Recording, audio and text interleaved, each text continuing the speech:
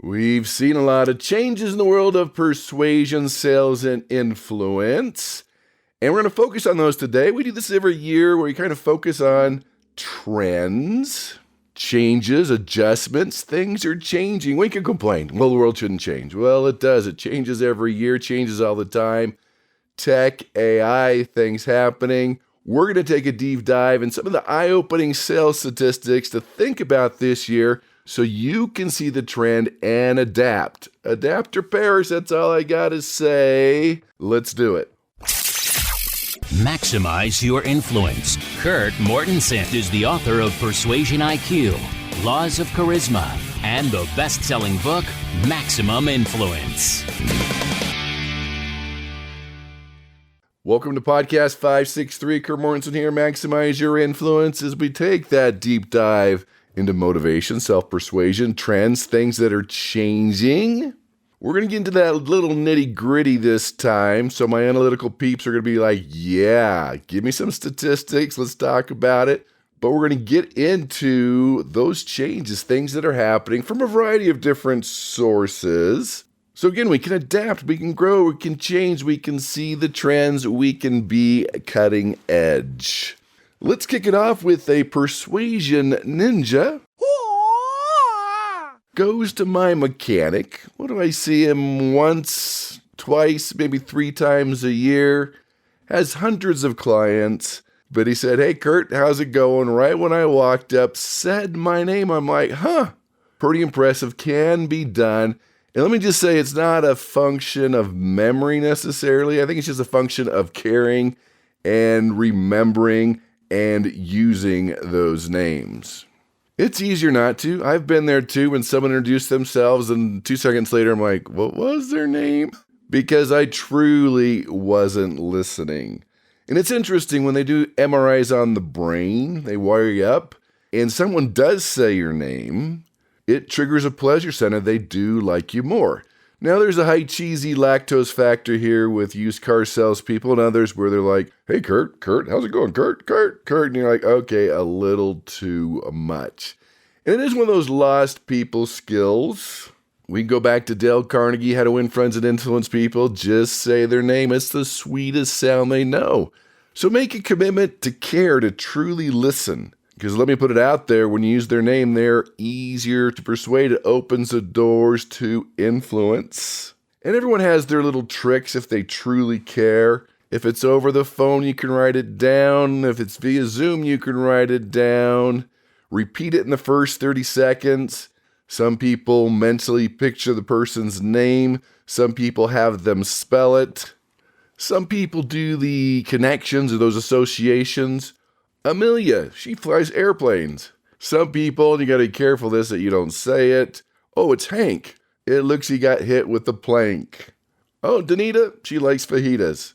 We can all work on this. Again, not a function of memory. If I put you in a room of 20 people and gave you $1,000, $10,000 to remember everyone's name in an hour, you could do that. Probably could do it in a half hour if you were really motivated. Add it to your toolbox, or better yet, dust it off out of your toolbox, because you know about this, and get a more concerted effort to remember those names. So simple, yet so impactful. Which takes us to our geeky Scarly article. So this one's called Imposter Syndrome, Can You Really Fake Your Way to Success? From Dr. Young and Psychology Today. They say this can be a good thing. Now, imposter syndrome is when you are leading a team and you feel like other people are smarter. They're going to see right through your weaknesses. They should have got the promotion. All you can think about your faults and look at other people's strengths. That's imposter syndrome. One study I saw said 75% of men and women suffer from imposter syndrome. It's a real thing. There's actually podcasts in the archives talk about how do you persuade someone with imposter syndrome because they are afraid to make decisions and afraid to be wrong. So this takes a different stance. They said, look, when you're feeling like a fraud, it means you're competent enough to see your own limits because you work with enough people that they just don't know they're not competent enough. They just don't know they're making all the bad decisions. And they said most people secretly feel unqualified. That just means you're not alone. It's very common. and you're self-aware, that's a good thing. They're saying the opposite. When you just don't know that you don't know that you're incompetent, that's a bigger challenge. And they talked about the movie Catch Me If You Can, Leonardo DiCaprio, the ultimate imposter. His name was, I believe, Frank Abagnale. Before his 19th birthday, he conned over $1 million of checks from Pan Am. That's an airline. He was a doctor, a legal prosecutor, a college professor. So here they say, the key to understanding the irrationality of your imposter syndrome, attaining a position as an imposter in reality is far more difficult, requires far more talent than attaining that same station legitimately. You're there for a purpose. You were chosen for a purpose, and that should give you more confidence. Again, they're saying it's good you have this because you realize your flaws and your weaknesses. You keep your eyes open to make sure you don't make mistakes.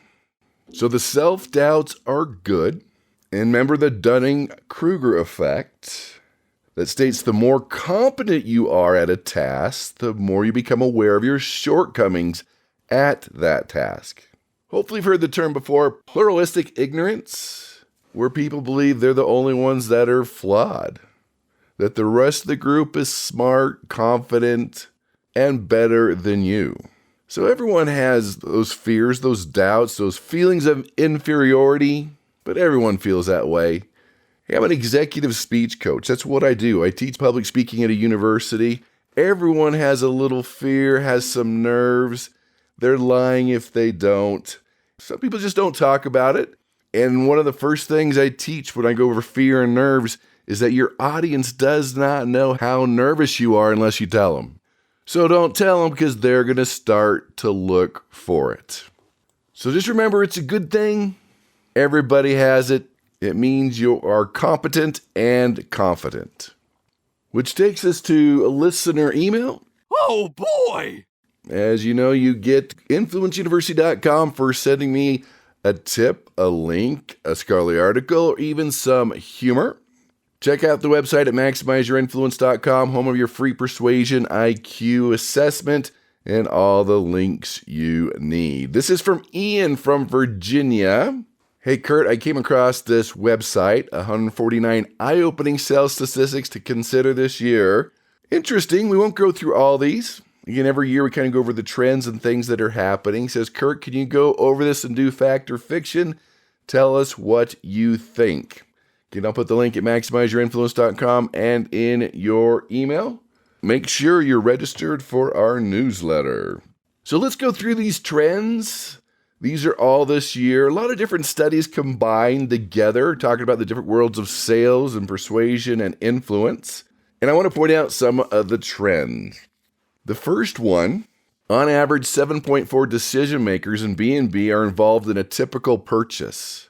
That nearly 70% of the buyer's journey is complete before they even reach out to a sales rep. I've talked about this before. This is a big shift, a big change.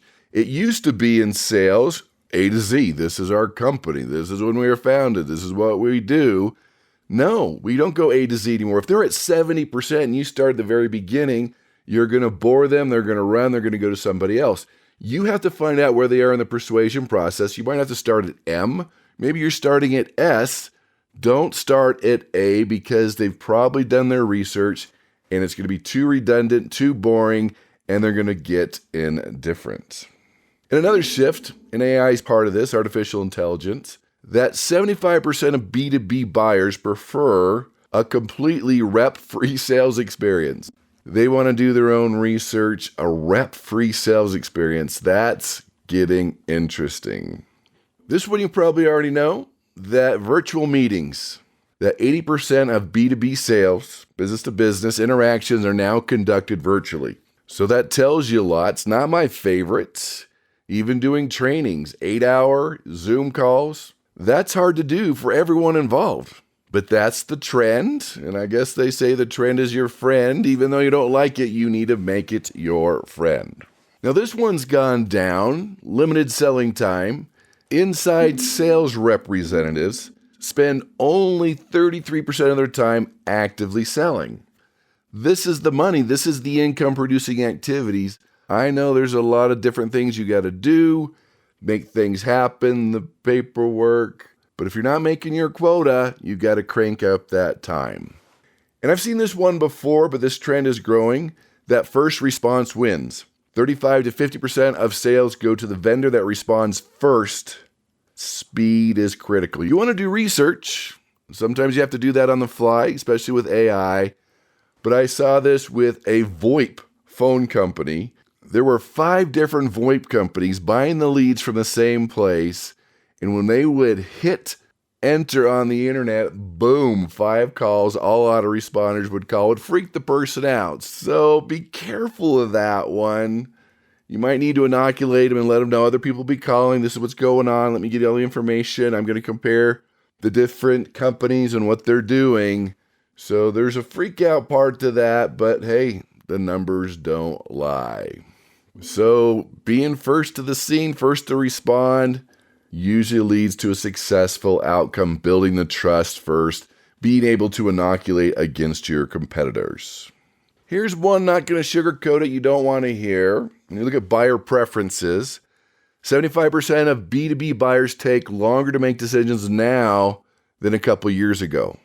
So this is pushing sales teams to use more personalized in-person techniques to speed things up.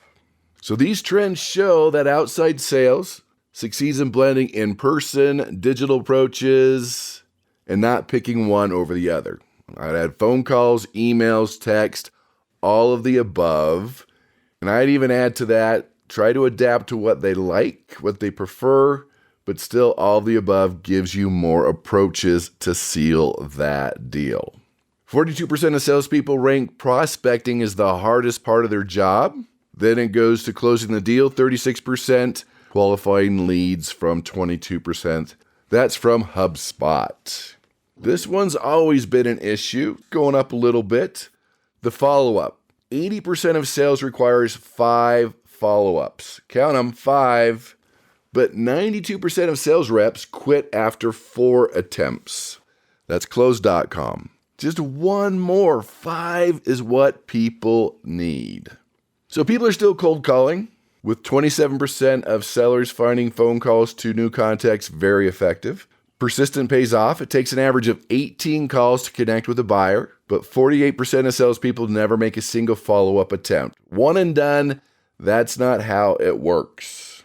And they said by making just a few more call attempts, sales reps can boost conversion rates by 70%. And according to Zendesk, optimal call times, the best times to call are between 11 and 12, right before lunch, and 4 to 5 right before quitting time. So that's your golden hour or your golden hours. That's the time to dial for dollars. Now, something that's still happening, it's still on the radar. Sales professionals who incorporate social selling into their strategies are 51% more likely to achieve their sales quota. Now, this is according to LinkedIn. That might be a little biased. That's a social media platform. But organizations, companies that engaged in social selling reported revenue growth because 75% of B2B buyers use social media to make purchasing decisions. Again, another tool to add to your toolbox to reach out to your prospect. And 56% of sales professionals leverage social media to discover new prospects. So as I'm going through these, add this, adjust this, do this. Can you do better at this? That's the key here. I know it's a lot of numbers, a lot of statistics, but this is how we improve. This is how we get better. This is how we adjust to trends in the marketplace. What about email? Now, email's still working. It's very inexpensive. However, we know those inboxes get more and more crowded. And so you have to create an email that stands out. Because I know you don't want to hear this. According to HubSpot, more than 347 billion emails are sent and received each day. 40% of emails are opened on mobile devices first, but those screens can only display 4 to 7 words on a subject line. So sales emails do work, but you got to use a little clickbait. Also in the archive at maximizeyourinfluence.com, I talked about using clickbait, grabbing people's attention with your subject line. You've seen clickbait before, right? Where you read it, you're like, wow, I've got to know why that's happening. Put something intriguing, interesting in the subject line that can help them open your email. And then back to that persistence. Only 2% of sales are made on the first contact. Well, 80%, as we know, require 5 contacts. So that's from Growth List, saying the same thing we know, but another voice to make sure you're doing it. They also say that 44% of salespeople give up after 1 attempt. So what about your average close rates? Now, if you look across all the industries, according to HubSpot, 20% is the average close rate. But it does vary by industry. They say software industry is at 22%, biotech's at 15%. And again, they talk about the increase in the sales cycle length, going from 60 days to 75 days. So what's your close rate? Shoot for 20%. You have to keep the score. That's why you're here. That's why you're learning. Know your close rate. You call 10, 2 are interested. Then you improve and you get better. Now 3 are interested. Now 4 are interested. That's the fun. That's the score. That makes it a game. That's how you know if you're improving. Do the numbers. Know your close rate. Make sure it's improving. And as you go to the bigger companies, let's say 100 to 500 employees, an average of 7 individuals participate in the buying process. We talked about it getting longer. Now more and more people are participating in that process. And never let someone persuade for you. Well, let me take it to committee. Yeah, that doesn't always work because what you just spent 30 minutes explaining, they're going to do it in 2. And of course, it doesn't sound as good as when you did it. So if that's the case, try to be there on a phone call. Try to be in that meeting. Try to prep them for the questions they're going to get. Try to give them a few videos that they can show them if you can't be there, but always try to be there. So we know today's buyers are more informed. They're doing research. They're looking for personalized content and a simple experience for them to make a good decision. So keep focusing on building trust, being engaging, adding a sense of humor. That's what's going to drive your revenue and drive your sales. Because according to the Demand Gen report, 72% of buyers are more likely to engage with a sales rep who provides a personalized content tailored to their specific needs. One size does not fit all. They want to know it's personalized. The worst thing they can feel is like, oh yeah, everyone gets this, everyone buys this, you're just like everyone else, you have the same problems, so this is what you get. Out of the box, it works for you. And that could be true. But they need to feel engaged, that you've personalized to them, that you understood their problems, that you have a custom approach that's going to solve their problem. Now, here's a big shift. 70% of buyers say they prefer to learn about a product or service through content, right? This is how the process gets started. Blogs, videos, case studies. That's what they're looking for to make sure it's a good fit before they take the next step to talk to you.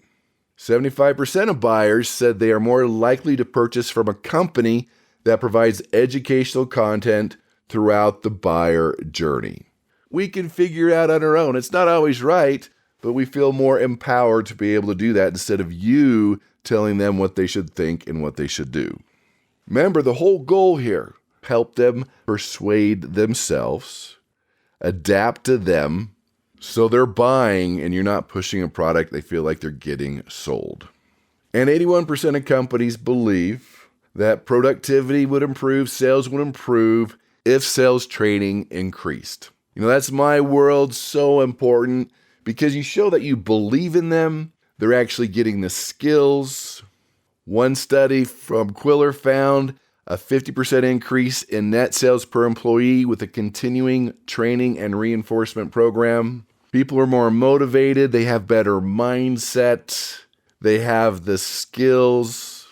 Sure, it takes time, but a 50% increase per salesperson when you do it right makes a huge difference. Also found out that optimistic sales professionals outperform their pessimistic counterparts by 57%. We know this to be true. So there you have it. That's podcast 563. All the links will be at maximizeyourinfluence.com or in your email. Also, the special of the week, we're going to go back to influenceuniversity.com. 90% off, lifetime membership. This has all the videos, the book audios, the library, the advanced training all in one spot, influenceuniverse.com/special. Check it out to take your skills to the next level. But take something from today. A lot of statistics, I know, a lot of nitty gritty, but if just one stood out to you like, oh, I can improve that, I can change that, I can adjust that, I can dust off that sales tool to make a difference. Because things are changing, so you've got to adjust or you've got to perish. That's how it is. Adapt to the new world of persuasion and sales. Achieve your quota, achieve your sales goals, become a better negotiator, better influencer, a better salesperson, and go out and persuade with power.